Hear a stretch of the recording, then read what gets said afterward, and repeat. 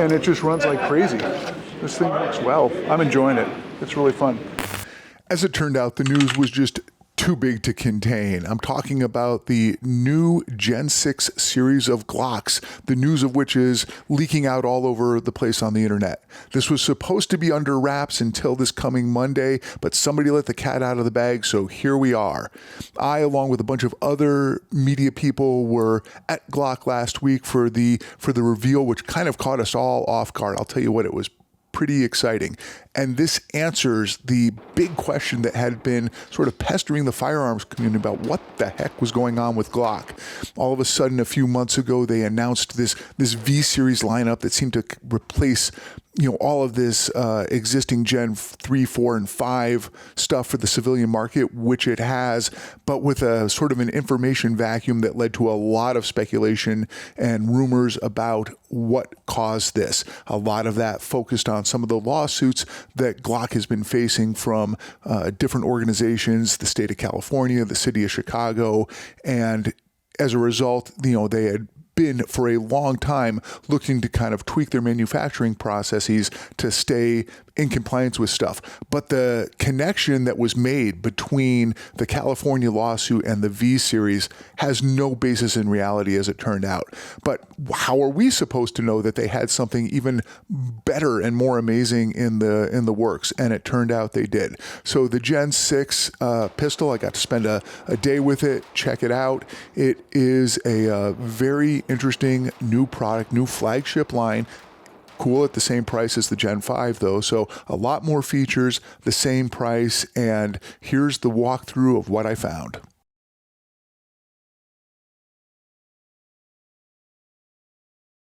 So I'm not a big unboxing guy. Honestly, I think those kinds of videos are about the most annoying product reveals ever, but this time I'm gonna make an exception.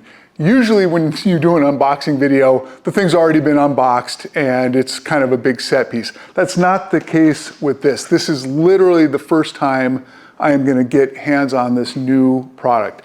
This is the big reveal for 2026 from Glock, their new Gen 6.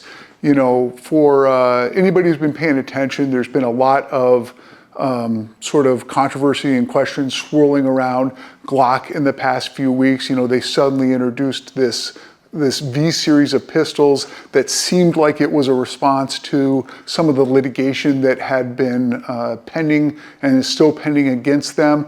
But there's a different story there, and I'll get into that in a minute. And when they had this media event here, that's kind of what I was expecting this to really be about. Glock is notoriously tight-lipped about the things that they do and kind of their relationship with the media. As they put it sort of politely, they prefer to let the product speak for itself rather than kind of engage with gun writers and content guys like me. Anyway, this is kind of a different deal. So this is the new Gen 6. I checked out a G19 Gen 6 model with a optic mounted on it. This is pretty damn cool, I've got to admit, and this was not on my bingo card. From a distance of 40 feet or so, it's gonna look like a regular Glock, but as soon as you get close up to this, you're gonna see a whole bunch of different features incorporated into this. Let's just kind of run down them in no particular order. One is this very redesigned grip texture. This is a hybrid of a couple different grip styles that they've had with kind of coarse pebbling underneath that's very grippy and this higher stippling up there. Check out that beaver tail. That is a big beaver tail on this. That is a new look for Glock. You can see the trigger guard there has really been thinned out with that undercut. Very common aftermarket procedure on it. Glock has insisted that this is a very customer-driven design. I think this is really cool. They've got little thumb shelves there for indexing and for managing recoil on the gun. Again, a very popular type of add-on for mini semi-autos, Glocks included, to have a little gas pedal or some other kind of recoil management structure there. Now it's built into that. The trigger, check that out. That's different too. That is a flat-faced trigger, and according to Glock, it has a a narrower trigger reach, so you should be able to get your finger on that more easily. And I've got to admit, this is the first time it's actually been in my hand. And they made a big deal of this in terms of the in-hand ergonomics of this. And I can feel already that this has a much different feel than a stock Glock of old. There's a palm swell on either side of this, and then some scalloping in there. This thing is really nicely contoured. That feels really good in hand, and you're kind of sort of just nestles right in there. So that's kind of good. That's literally the first time I wrapped my hand around it. So these are utterly fresh, brand new impressions. And here, let me spin this around that way. You can see I'm a lefty shooter, so indexing on there with the thumb to drive with recoil management. That is a very desirable feature. Everybody has it. That gives kind of good purchase. Now, one thing that's interesting about this, there are a lot of details to get into here. Unlike a typical kind of add-on product that will expand the width of the gun and cause issues for fit with holsters, they constructed this by narrowing the frame up here. So this doesn't increase the width of the gun at all. It's a depression that's kind of carved out of there and given that texture. So any Gen 5 holster is gonna work with these Gen 6s. That's good news. Obviously there's an optic on it. This is not the MOS system. This is a brand new interface that Glock has developed. I'm not sure exactly what they're calling it. But it is a sleeker, more efficient kind of optics mounting system. Essentially what it is there's cuts in the slide, obviously for the fasteners, for the screws. Then there are a series of polymer plates that you can use that adapt to different footprints. Like RMR and sort of the other, Delta Point and a couple others. They went with the polymer on this for a very specific reason. Namely that it kind of, according to them, acts a bit like a crush washer and provides a lot of friction between the optic and the slide. So if you've ever shot red dots on semi-autos a lot, you will undoubtedly have had the experience where they tend to rattle loose, kind of no matter how much Loctite you put in there. This design is allegedly, supposedly, going to help really mitigate that. And from an engineering standpoint, it kind of makes sense. And I can't take this apart right now, but we'll get some details on this later that shows how that polymer plate fits into the back of the slide and nestles in there in a way that kind of helps support the whole thing. Again, big beaver tail swoop on that. This flat face trigger, make sure that's clear. Actually, they've got a kind of a new, more aggressive border around the slide lock as well, so that you can't as easily inadvertently depress it and activate it. That went down really smoothly. I like that. You can see, again, the flat face trigger has amount of take up that kind of positions it vertically. The trigger brake on this is said to be at 5.5 pounds is where they're doing, you've got to remember, first and foremost, these are combat duty handguns designed for that purpose. So that sort of performance, rather than the customization aftermarket stuff that people like to do to make their Glock a more racy kind of pistol, that's in the DNA of this. You can see it has these nice taller suppressor height sights. And let me take a look through here. Yeah, I can co-witness through the bottom of the optic here. That's nice. So these sights will function with the optic. So if your red dot goes down, you can still use these sights to get a sight picture and accomplish what you need to do. You can see it also maintains the serrations up front. These are a little deeper. These are cut a little deeper at an angle. So they're more aggressive serration for cocking the gun. The magazine well is slightly flared down there, which is not a surprise, but it's nice to see. And all that really remains at this point is to spend some trigger time shooting it and seeing how it functions. And that's what's going to happen next. So I just got my 3 mags to put some rounds through the new Gen 6. One thing it's not See that these are Gen 5 style magazines, so if you have a bunch of Glock mags on hand, Gen 5, you're in the Gen 6. All right. Hey. Hey, how you doing? My name is Chris. Chris, John. John, how are you? Doing well. How are you? Doing well, doing well. Let's see your magazines. I got That one. two right here. Two big guys and a small guy. There it is. Here we got the 19. Here we have the Cheap 45. Over here we have the 17. You know the difference between all of them? Yes. All right.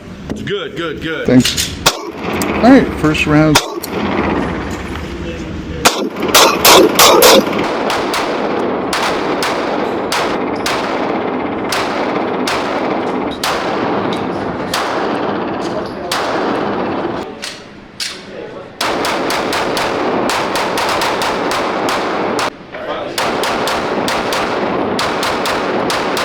This thing works well. I'm enjoying it. It's really fun. Let's run the little guy now.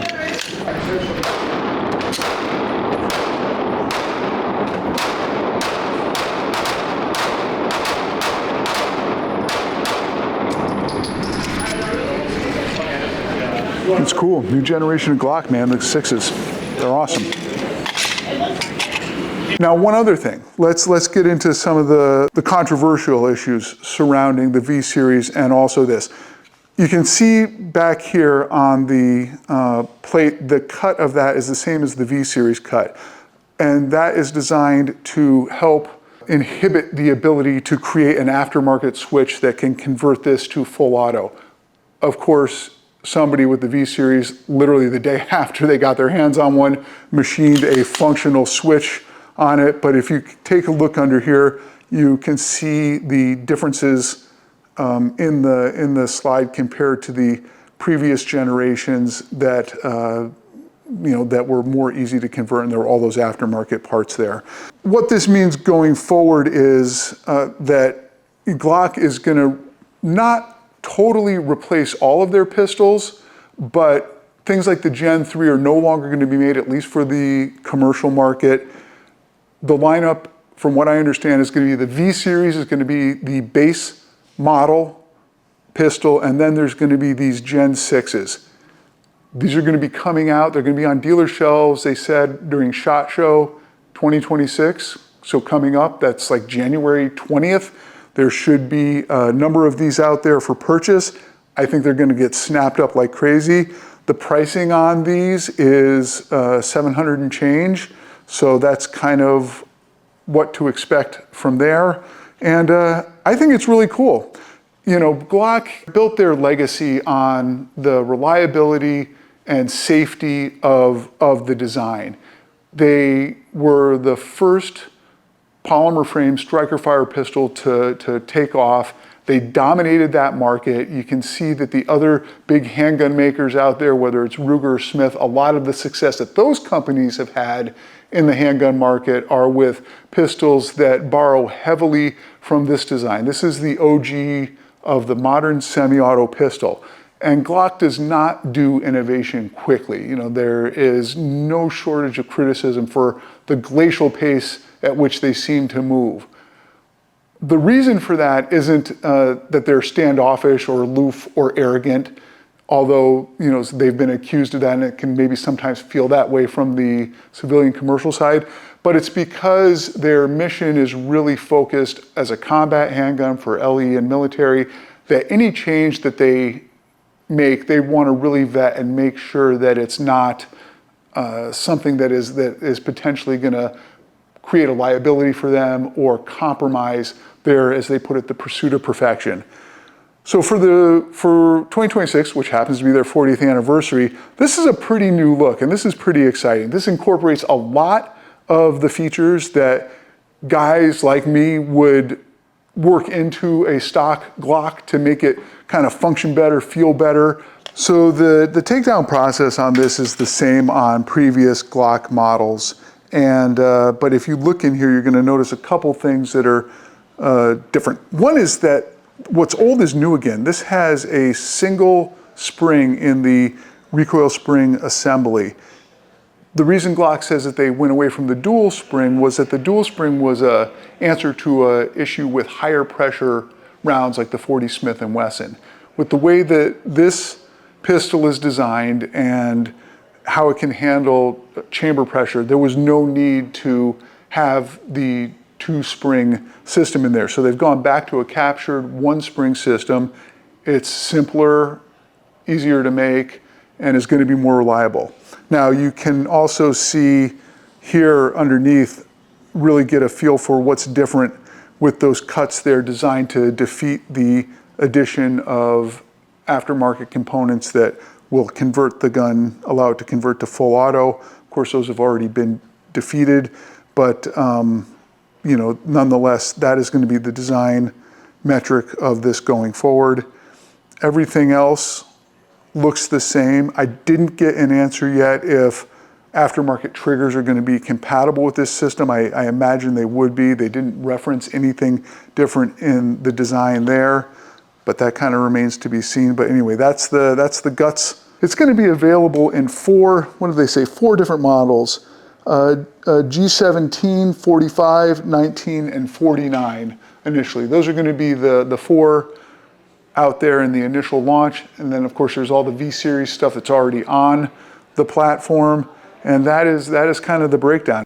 I think it's pretty cool. I imagine that getting your hands on one of these early on is going to be a trick. It's going to be like getting good concert tickets. You're going to have to camp out early in front of your gun store for a couple days, perhaps. But anyway, this is the new Gen 6 series from Glock. Big news for their 40th anniversary. So there you have it. That's a look at the new Gen 6 series of pistols by Glock. A really cool new introduction from our friends in Austria.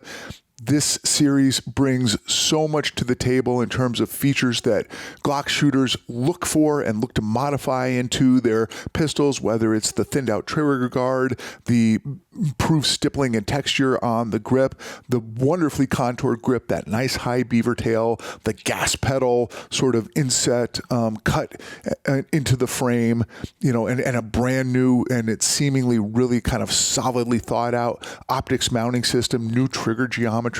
You know, this pistol really has a tremendous feature set, and again at the same price as the existing kind of flagship Gen 5 model. They have done, I think, an outstanding job with this. I would be shocked if this thing doesn't become incredibly popular with the civilian handgun market. They're going to be available late in January at SHOT Show. That's going to be the sort of official reveal. They're going to have something like 50,000 of them out to dealers, and they have plans to make about 750,000 of them this coming year. So if you're into Glocks and you want to sort of check out their newest and enhanced pistol line, this Gen 6 series is going to be for you.